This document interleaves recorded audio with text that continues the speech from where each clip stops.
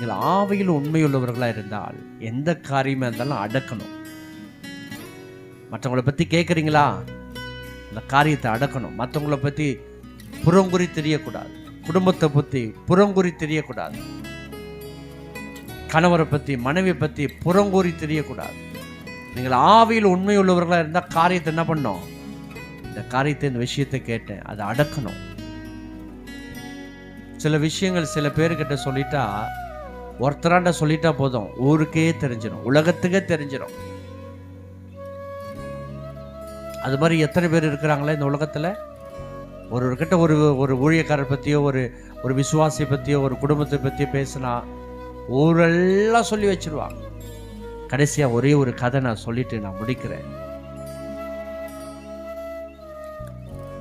ஒரு சபையில் ஒரு போதகர் தேவ செய்தி நேரத்தில் அவர் என்ன பண்ணாரா, எல்லாருக்கும் முன்பதாக ஒரு கண்ணாடி பிளைடு அந்த ஷேவ் மிஷின் போட்டு ஷேவ் பண்ணிட்டு இருக்கிறாரு. சபையார் எல்லாரும் ஆச்சரியமா பார்த்தாங்க. தேவ செய்தி நேரத்தில் பாஸ்டர் என்ன கொடுக்கணும், செய்தி கொடுக்குற நேரத்தில் பாஸ்டர் என்ன ஷேவ் பண்றாரு கண்ணாடி பார்த்து. அவரும் பொறுமையா ஷேவ் பண்ணிட்டு ஒரு ஜெபம் பண்ணி இதோட ஆராதனை முடிந்தது, எல்லாரும் வீட்டுக்கு கிளம்பலாம். ஒன்றும் புரியல, எல்லாருக்கும் ஒன்றும் புரியல. ஏன் பாஸ்டர் இப்படி பண்ணாரு, ஏன் இப்படி பாஸ்டர் இப்படி பண்ணாரு? செய்தி நேரத்தில் போய் ஷேவ் பண்ணலாமா, செய்தியை கொடுக்கலையே. இது சபையா, இது ஆராதனையா? பாஸ்டருக்கு என்ன கிறுக்கு பிடிச்சிச்சா, பைத்தியம் பிடிச்சிச்சா? பாருங்களேன், அந்த வாரத்தில் சபைக்கு வந்தவங்க வெளியில போயிட்டு பாஸ்டருக்கு ஃபோன் மேல ஃபோன் வருதான்.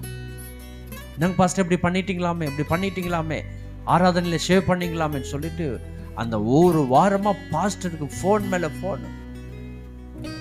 உலகம் எங்கிலும் பரவிடுச்சா, எல்லா இடத்திலும் பரவிடுச்சு. கேள்விப்படாதவங்களாம் கேள்விப்பட்டு பாஸ்டருக்கு ஃபோன் பண்றாங்க. பாஸ்டர் அமைதியா இருந்தார். மறுவாரம் வந்தது, பாடல் ஆராதனை எல்லாம் முடிஞ்சிருச்சு. செய்தி நேரம், பாஸ்டர் வராரு. பாஸ்டர் வந்து, இந்த ஒரு வாரம் எனக்கு தூக்கமே இல்லை அப்படின்னு சொன்னாராம்.